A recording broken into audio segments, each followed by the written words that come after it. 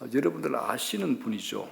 이 시대 최고의 전도자, 설교자 빌리 그레이엄 목사님입니다. 이분이 어느 정도 유명하냐 그러면 미국의 34대 아이젠하워 대통령 때부터 시작해가지고 45대 트럼프 대통령 시절까지 12명에 이르는 역대 미국 대통령들의 영적 멘토가 이분이었습니다. 이 빌리 그레이엄 목사님은 전 세계에서 가장 많은 사람들에게 설교한 목회자죠. 조사해 봤더니 1993년 한 해 동안에 약 250만 명의 사람들이 이분의 설교를 듣고 예수 그리스도를 인격적인 구세주로 받아들였답니다. 한 해에 250만 명. 또 라디오와 또 TV를 통해서 빌리 그레이엄의 설교를 들은 청중이 22억 명에 달한다고 합니다. 대단했죠. 그런데 어느 날 이 목사님의 경호원이 소리를 칩니다. 빌리 그레이엄 목사님이 어디 계신지 모르겠어요. 이 경호원이 당황해가지고 허둥거렸죠.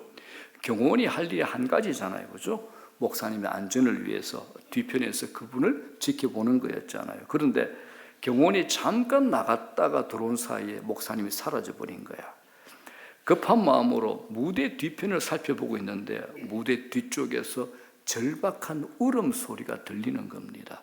가까이 가보니까 목사님께서 얼굴을 바닥에 대고 기도하고 있었습니다. 하나님 없이는 이 일을 해낼 수가 없습니다. 오늘 제가 설교하기 위해서는 하나님의 능력이 필요합니다. 이 기도를 하고 계셨어요. 그날 목사님께서 수만 명 청중을 앞에 놓고 설교하는 게 아니라 그날 수백 명 정도의 리더들을 대상으로 15분 정도 짧은 강연하는 그런 날이었습니다. 목사님은 이미 수백만 명에게 강연을 해왔고 지구상의 최고의 권위를 가진 사람들과도 이야기를 나눈 적이 있는 최고의 웅변가죠.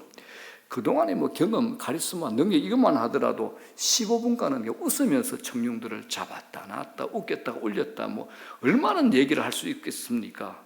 그런데 빌리 그레이엄 목사님은 자신이 전혀 그런 사람이 아닌 것처럼 기도한 겁니다. 얼굴을 바닥에 대고 절박하게 하나님께 부르짖습니다. 세계적인 설교가 글로벌 리더죠. 이분의 그런 큰 경험과 자격에도 불구하고 이분은 자신이 철저히 하나님께 의지할 수밖에 없는 존재라는 사실을 늘 인식하며 살아왔던 분이 바로 이분입니다. 그런 인식이 이분의 기도 생활에서 그렇게 생생하게 드러난 겁니다. 얼마 전에 미국 어느 단체에서 전 세계 100개 이상의 나라, 그 무슬림 지역을 포함했죠. 이란, 이라크, 아프가니스탄, 그리고 중국과 인도와 네팔, 북아프리카까지 그곳에서 활동하는 크리스찬 리더들을 대상으로 인터뷰를 하고 조사를 했습니다. 더불어서 또 이것만 끝이 아니라 미국을 중심으로 글로벌 기업의 대표들, 경영자, 리더 중에서 크리스찬들을 중심으로 인터뷰로 병행을 했습니다. 특별히 기도하는 리더들을 심층 관찰하기 위해서 양해를 구하고 그들의 삶을 깊숙이 파헤치고 구체적인 행동을 관찰을 한 거죠. 그러면서 인터뷰를 한 겁니다. 이들의 조사 내용이 참 놀랍습니다. 이들 모두에게는 글로벌 리더, 기도하는 리더들의 모두에게는 공통점이 있었어요. 분명한 패턴, 분명한 원칙, 분명한 공통점이 보였던 겁니다. 그게 뭐냐? 이들은 분단위, 초단위를 쪼개 사용하는 리더들이지만 늘 이분들은 새로운 기도 방법을 찾고 도움이 될 만한 기도문을 찾아서 날마다 기도를 더 많이 하려고 애쓰고 있었다라는 겁니다. 하루 종일 한 주 내내 사시사철 하나님을 기억하고 그분과 연결되기 위한 새로운 방법을 찾고자 애를 쓰고 있더라라고 이 팀들이 그런 보고서를 내놨습니다. 어떤 뉴욕의 유명한 금융가는 자신의 중요한 사업의 결정을 내리기 전에 직원들을 모아서 회의를 한다든가 자기에게 도움을 줄 만한 어드바이스, 좋은 자를 찾아간 게 아니라 다 내보내고 혼자서 자기 방에서 무릎을 꿇고 성령의 음성을 듣기 위해서 몇 시간을 기도하더라는 겁니다.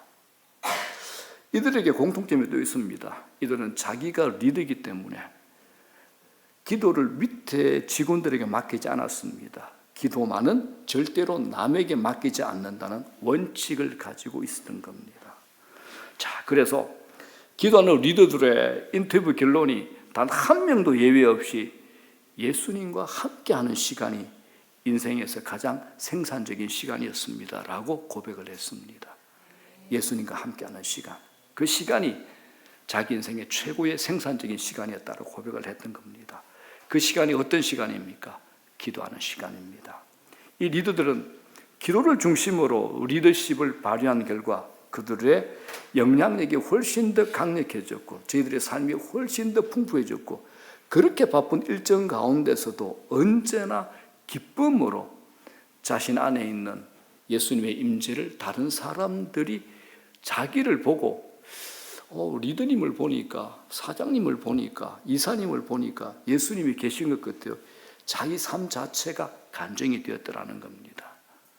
자, 우리 모두 다 리더입니다. 그죠? 일터에서, 그리고 최소한의 공동체, 가정에서도 엄마기 때문에 리더입니다.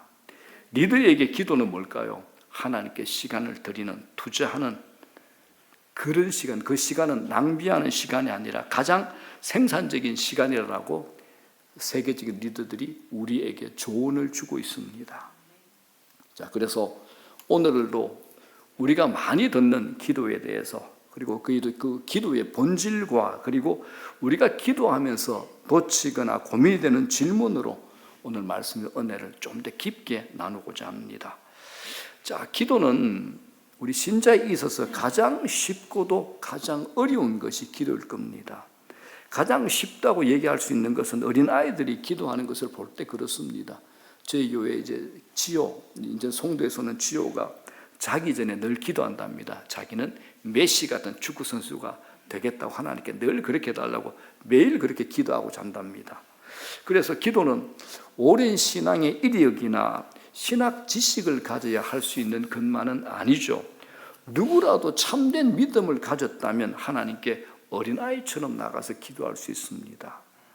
하지만 아무리 뛰어난 신학자나 목회자라 할지라도 기도를 쉽다라고 말할 수만은 없습니다. 청교도 황태자라 불리는 존 오웬이 이런 말을 했습니다. 기도를 제대로 하는 것이 얼마나 어려운지, 부패한 본성이 기도를 얼마나 혐오하는지, 기도하려 할 때마다 얼마나 주의가 산만해지고 피곤해 지치는지 어떤 식으로든 기도를 해본 사람들은 보편적으로 안다. 하지만 우리의 현재와 미래의 상태가 얼마나 복될지는 기도에 의해서 크게 좌우된다라고 청교도 황태자라 불리는 존 오웬이 이런 말을 했습니다. 존 오웬의 이 말을 우리가 다 동의할 수 있지 않겠습니까? 이 말을 고려할 때 만일 누군가가 기도는 너무 쉬워요, 기도가 제일 쉽다고 말한다면 그 사람은 하나님을 잘 모를 뿐 아니라 신앙을 제대로 모르는 사람이라고 생각해도 괜찮을 듯합니다. 그래서 우리는 기도가 뭔지 바르게 이해해야 할 뿐만 아니라 잘 배우고 훈련하고 실행해야 되는 중요한 영역이 우리에게 기도가 됩니다. 십자가의 죽음을 앞두신 주님께서 겟세마네 동산에서 기도하셨죠. 주님이 어떻게 기도했습니까? 당신 뜻이 아니라 아버지의 뜻이 이루어지기를 기도하셨죠. 이게 어떤 기도입니까? 자기를 부인하는 기도입니다. 자기를 부인하는 기도요. 자, 그럼 여기서 제가 여러분들에게 한번 질문을 던지겠습니다. 여러분들이 오늘 기도하러 왔잖아요. 여러분들이 기도에 대해서 가지는 관심은 기도의 과정입니까? 아니면 결과입니까?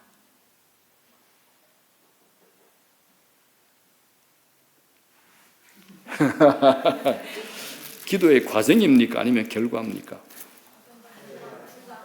예? 둘 다입니까? 아마 결과 쪽이 많을 겁니다. 그죠? 결과 쪽이, 그죠? 자, 기도를 하나님으로부터 응답받는 목적을 이루는 수단으로 우리가 많이 생각하지, 기도 그 자체를 목적으로는 생각하지 않는 것 같습니다. 이게 이제 우리 대부분이 기도에 대해서 바르게 접근하지 못하는 큰 이유가 됩니다. 자, 또 하나 더 물어볼게요. 여러분들은 사랑하는 사람과 대화할 때 무엇을 얻으려는 목적으로 대화하십니까? 아니죠. 사랑하는 사람과의 대화가 무엇을 얻어내기 위한 수단은 아니잖아요. 그렇지 않을 겁니다. 그죠? 사랑하는 사람과의 대화는 그 자체로 의미가 있고 그 과정 자체가 중요합니다. 그 사람과 대화를 하고 있다는 것 그 자체가 이미 목적이 됩니다. 더 깊어지기 위해서, 더 사랑하기 위해서 대화를 더 많이 할 것입니다. 그래서 우리들이 이 금요일 밤에 기도하러 왔는데 기도를 무엇을 얻기 위한 수단으로만 이해하고 있다면 그 사람은 기도를 잘 모르는 영역이 있는 겁니다. 하나님도 제대로 알지 못하는 겁니다. 기도를 결과로만, 무엇을 얻는 것으로만 판단한다면 하나님을 인격적으로 대하는 것이라고 말할 수는 없습니다. 자, 우리 신앙의 근본 원리가 있죠. 자, 웨스트민스터 소유리문답 1문에 이런 게 나옵니다. 인생의 제일 되는 목적이 무엇입니까? 여러분들은 뭐라고 생각하십니까? 우리 인생의 제일 되는 목적. 하나님의 백성인 우리의 제일 되는 목적은 이렇게 얘기합니다. 인생의 제일 되는 목적은 하나님을 어떻게 하죠? 영화롭게 하고 그분을 영원토록 즐거워하는 겁니다. 질문. 여러분들은 하나님을 생각하면 즐겁습니까? 리얼로 하나님을 생각하면 설레고 좋습니까? 예. 이게 우리 신앙의 근본 원리가 되는 겁니다. 우리는 신앙생활에서 늘 이 원리로 돌아가는 법을 배우셔야 됩니다. 자, 이 말씀을 가지고 이 말씀을 우리 기도에 적용시켜 봅시다. 나의 기도는 과연 하나님을 즐거워하는 기도인가? 라는 것을 여러분 물어보셔야 됩니다. 제가 아까 물어봤죠. 여러분들의 기도는 과정을 중요시합니까? 결과를 중요시합니까? 물어봤잖아요. 내가 하나님을 즐거워하는 기도라면 과정에 더 신경을 쓰고 과정에 집착을 할 겁니다. 기도가 하나님을 즐거워하는 것이라는 것을 아는 사람이라면 그 사람은 기도의 본질과 의미를 잘 알고 기도의 맛을 경험한 성숙한 사람이 됩니다. 만일 지금 하고 있는 내 기도가 단지 목적을 이루기 위해서 결과를 얻기 위한 수단에 불과하다면 이 신앙은 어린아이처럼 될 수밖에 없는 그런 어린아이 정도일 겁니다. 그래서 신앙생활 한 지 5년 이상 정도 된 분이라면 그런 기도는 하시면 안 됩니다. 자, 오늘 본문에 기도를 계속하고 기도에 감사함으로 깨어 있으라. 쉬지 말고 기도하라. 이 말씀을 우리가 한번 생각해 봅시다. 기도가 내게 기쁨이 안 되는데, 내게 기쁨의 원천이 아닌데, 즐거움이 아닌데 어떻게 쉬지 않고 기도할 수 있겠습니까? 기도가 내게 즐거움이 아닌데 어떻게 감사함으로 깨어서 기도할 수 있겠습니까? 어떻게 이 명령에 내가 순종할 수 있겠습니까? 하나님께서 우리에게 이렇게 말씀하시면 우리의 행복을 위함입니다. 우리가 하나님 안에서만 참된 행복을 누릴 수 있고 하나님과 소통이 될 때 우리가 가장 인간다워질 수 있고 쉬지 말고 기도하라는 것, 계속 기도하라는 것은 하나님과의 사귐과 즐거움과 기쁨으로 우리를 부르시는 하나님의 은혜의 음성이라는 겁니다. 이걸 이해하시고 이걸 받아들이시는 분은 이제 성숙에 들어섰다라고 우리가 판단할 수 있습니다. 자, 여기서 조금 더 나갑시다. 주님께서 쉬지 말고 기도하라고 하시지만 실제로 우리가 언제 정말 기도하게 됩니까? 제가 이런 말을 들은 적이 있습니다. 여러분들 중에도 이런 말을 들으신 적이 있을 겁니다. 목사님, 저는 언제나 기도해요. 설거지 하면서도 기도하고요. 청소하면서도 기도하고요. 심지어 TV 보면서도 기도해요. 이런 소리를 제가 들었어요. 사실 이렇게 할 수 있다면 그건 뭐 최고 중에 최고죠. 그야말로 쉬지 않고 기도하는 모습입니다. 그런데 이건 우리의 연약함을 너무나 과소평가하는 태도죠. 자, 이건 우리 이렇게 예를 들어 봅시다. 만일 우리가 사랑하는 사람과 나누는 대화가 늘 TV 보면서 설거지하고 청소하면서 어떤 일에 몰두하고 나누는 수준이라면 그게 어찌 사랑이고 신뢰가 담긴 정상적이고 성숙한 대화라고 할 수 있겠습니까? 사랑하는 사람과 대화를 나눈다면 무엇을 하면서 대화를 하기보다는 별도로 시간을 떼어놓고 그분과 대화를 할 겁니다. 모든 것을 멈추고 눈과 마음을 맞추려고 할 겁니다. 여러분들 사랑에 빠졌던 그 시간들을 한번 회상해 보십시오. 그때는 다른 거에 전혀 신경 안 쓰잖아요. 오직 사랑하는 사람에게만 시선을 맞추고 마음을 주지 않았습니까? 그렇기 때문에 기도도 마찬가지입니다. 기도는 시간을 떼어놓고 정해놓으셔야 됩니다. 시간 날 때 할게요. 절대 기도 못합니다. 시간 되면 기도하죠. 죽을 때까지 못합니다. 기도는요, 시간을 떼어놓고 정해놓고 하셔야 됩니다. 제가 우리 교회에서 기도 제일 예쁘게 잘하시는 분, 신희숙 집사님. 새벽 기도 오픈 딱 하면 6시에 언제든지 들어옵니다. 여러분 아시잖아요. 제주도 갔다가 지방에 갔다가 어떤 날은 강의도 있고 강의 준비도 하고 상담하고 늦게까지 통하는데도 새벽 6시나 언제나 정확없이 하루 빠짐없이 늘 들어옵니다. 저한테 이런 말씀 하셨어요. 목사님, 저도 더 자고 싶거든요. 그런데 하루가 무너지면 계속 무너질 것 같으니까 본인에게 완전히 이게 정착이 되는 거죠. 기도 이렇게 하시는 겁니다. 여러분, 기도 이렇게 하셔야 됩니다. 시간을 떼어놓고 정해놓고 하시는 겁니다. 이렇게 하지 않으면 우리의 연약함과 게으름으로 인해서 결코 제대로 기도를 할 수 없는 겁니다. 하나님과 약속 시간을 정해놓고 여러분이 정말 중요한 사람과 약속을 가볍게 깨뜨리지 않듯이 그 시간을 정확히 지키시라는 겁니다. 그때 그 기도가 내게 정착이 됩니다. 어떤 분이 이런 고백을 했어요. 기도를 잘 할 줄 모르던 시절에 새벽에 시간을 정해놓고 기도가 잘 되든지 잘 되지 않든지 무조건 그 시간을 지키고 하나님 앞에 앉아 있었답니다.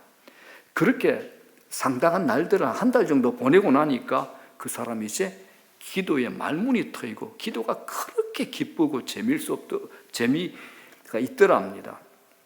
이 방법이 왕도라고 할 수는 없지만 시간을 정해놓고 기도하는 것은 정말 중요합니다. 이 점에서 저는 새벽 기도에 참석하는 것이 율법이 되어서는 안 되지만은 기도를 훈련하려는 사람들이나 기도를 회복하려는 사람들에게 이 새벽 기도를 적극적으로 추천합니다. 사람의 몸이 어떤 것에 익숙해지려면 보통 40일이 걸린다 그러죠. 그렇게 마음과 시간을 정하고 40일 새벽에 기도를 하다 보면 몸이 익숙해지고 다시 기도를 회복하고 기도의 삶을 자신 안에 습관처럼 길들여 있는 겁니다. 사도행전 3장의 사건을 아실 겁니다.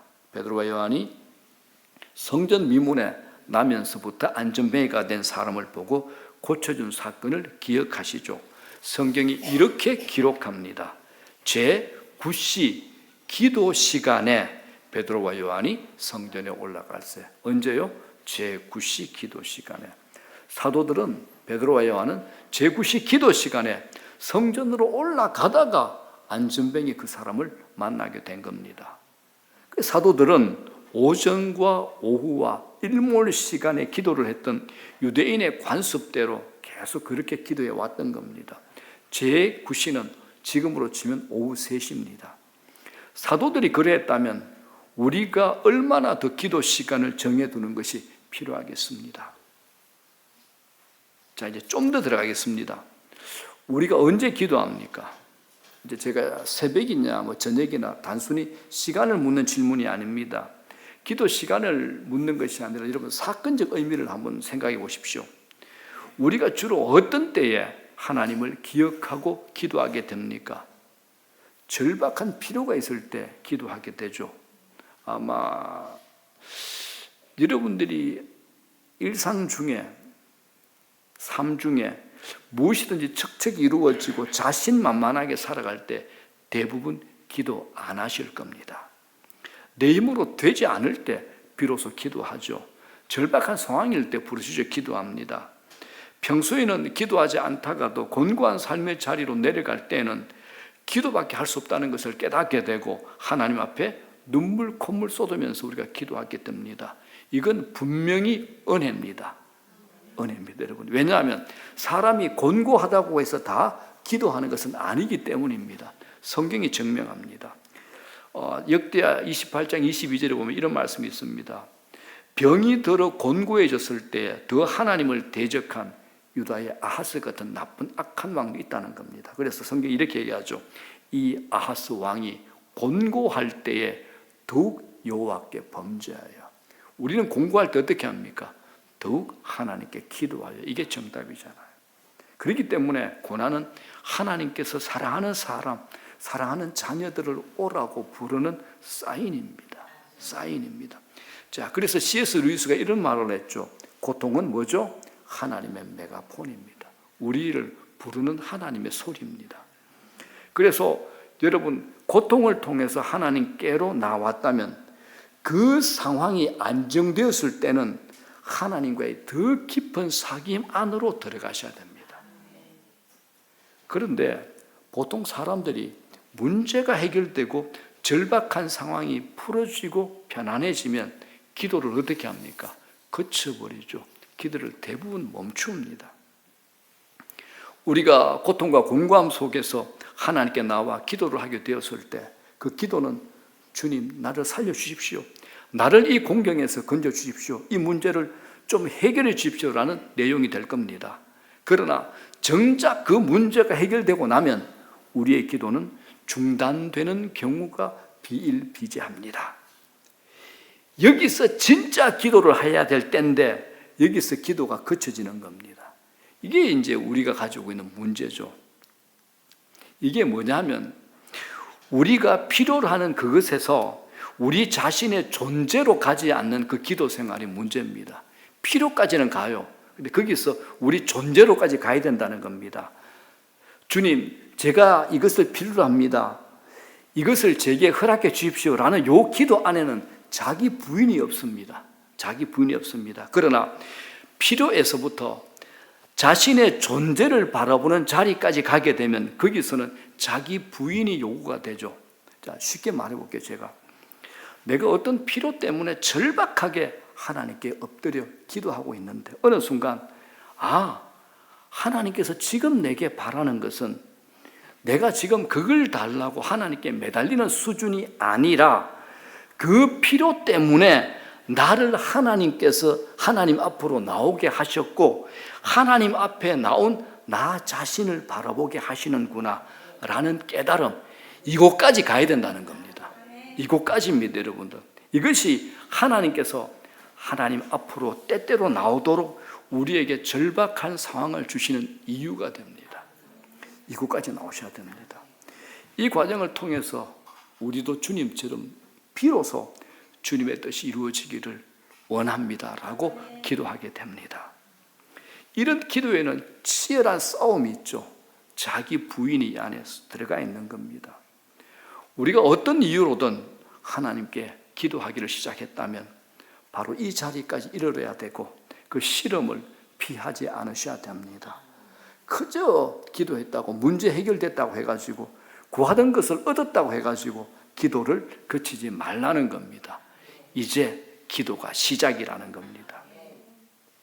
이제 이런 기도의 자리에 이르게 될 때 우리는 기도를 통해서 소유리문답처럼 하나님과 하나가 되는 즐거움과 기쁨을 경험하게 되는 겁니다. 왜냐하면 하나님의 의도, 하나님의 마음을 이제 알고 이해하게 되잖아요. 하나님의 뜻과 내 뜻이 하나가 되는 시간이기 때문에 내 마음에 말할 수 없는 기쁨을 누리게 되는 겁니다. 자, 사랑하는 여러분, 우리가 구하고 원하는 필요가 분명히 있습니다. 그러나 단지 그것만으로 하나님께 기도하지 마십시오. 거기서 더 들어가 봅시다. 더 들어갑시다. 하나님 앞에 서 있는 나 자신의 존재를 바라보자는 겁니다. 내가 정말 필요로 하는 것은 내가 지금 구하고 있는 그 필요 이상으로 바로 하나님 자신임을 고백하는 자리까지 가셔야 됩니다.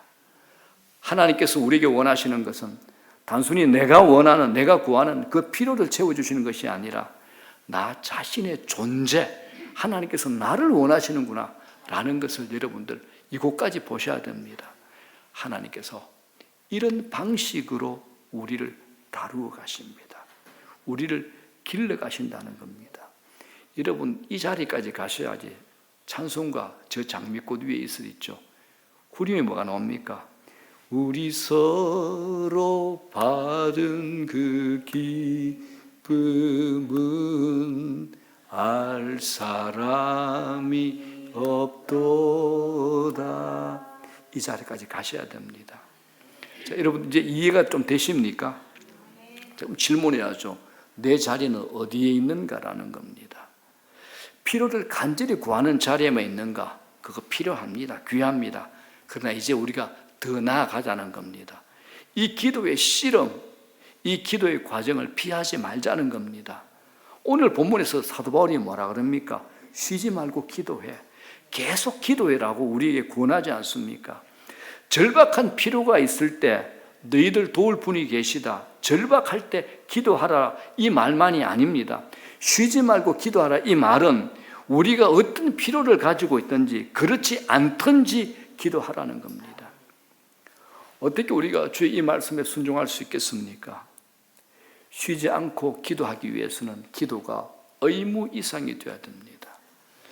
여러분들, 많은 분들이 기도를 의무라고 생각하고 있어요. 제가 제자 훈련하다 보면 이제 며칠 기도 못하다가 제자 훈련 때는 내가 늘 물으니까 목사님한테 대답할 거리를 만들기 위해서라도 기도를 그날 하는 거야. 그래서 목사님 며칠은 못했는데 오늘 아침은 했습니다. 이거 있잖아요. 이 의무죠, 의무.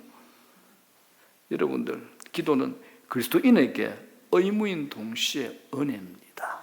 은혜입니다. 그래서 피터 포사이서 이분 책이 정말 좋은 기도책인데 이 책이 절판이 되어버렸어요. 그래서 저는 이제 이분의 이 책이 조금밖에 없어가지고 이 책에 나오면 정교인들 다 필독 사면 좋겠는데 이 책이 절판이 되어버렸어요. 지금 이분이 이렇게 말합니다. 기도는 큼직한 날개와 같다. 날개 때문에 체중이 증가하지만 그것이 있기 때문에 날 수 있다. 날개 때문에 체중이 증가하지만 그것이 있기 때문에 날 수 있다라고 합니다. 기도가 의무이자 은혜라는 사실을 알고 그것을 경험하게 될 때 우리는 쉬지 말고 기도하라는 주님의 명령에 순종할 수 있습니다. 여러분, 기도가 은혜라는 말은 우리가 기도를 통해서 하늘의 기쁨과 즐거움을 얻을 수 있다라는 겁니다. 이제 우리가 이제 정직하게 얘기합시다. 고백합시다. 나는 오늘 기도 의무감과 어떤 결과를 얻기 위해서, 응답을 얻기 위해서 왔다. 아니면 오늘 말씀처럼 나는 기도가 너무 좋아서 주님과 대화하는, 주님과 함께하는 그 시간이 너무 좋아서 기쁨과 즐거움을 기대하고 왔다. 전자, 후자. 전자 손 드십시오. 후자.